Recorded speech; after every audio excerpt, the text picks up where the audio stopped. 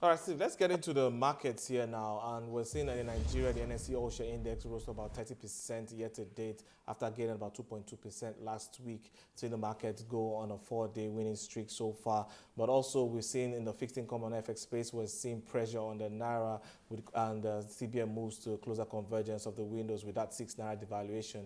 For you, what can we expect from the financial markets this week in Nigeria?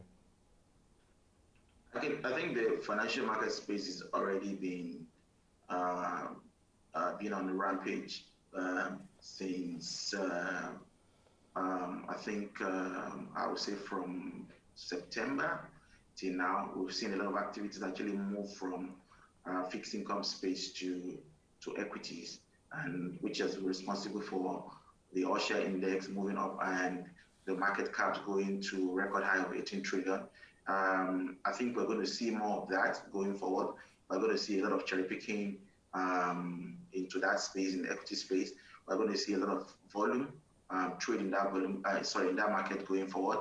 The reason is because if you look at the fixed income space now and T-bills, you've seen that the 1 year treasury bills is now trading below 1%, which is making it a bit unattractive for quite a lot of people. You've seen the 20 to 30 year paper trading as low as 5 to 6%, the lower band of 6% in the market, which is making that space too not that attractive again. And with the level of liquidity coming from the PFAs, from a lot of insurance companies, from asset managers, and from HNIs, I think it's actually right for us to see some of those flow actually go to equity space. The major challenge is still seen in terms of the liquidity for FX. Even though we've seen an adjustment or devaluation, by 6 Naira in the, INM window as of last week, but I think the volume that is going to that space compared to what we used to see in that particular window before has already thinned out. And, considering that we have a very huge gap between that, that window and parallel markets, which is trading right now about 500 Naira to $1, I think that's the major challenge that, the Central Bank of Nigeria needs to look at. But again, the last meeting, I think we heard the Central Bank governor saying that he doesn't understand why people are actually looking at that window, because most of the activities happening in that parallel market is actually, illegal. But I think one has to look at it from another perspective. So the volume that we have in the interbank or the INM window has actually reduced compared to what we used to have before, and which is the reason why it's putting so much pressure on the currency.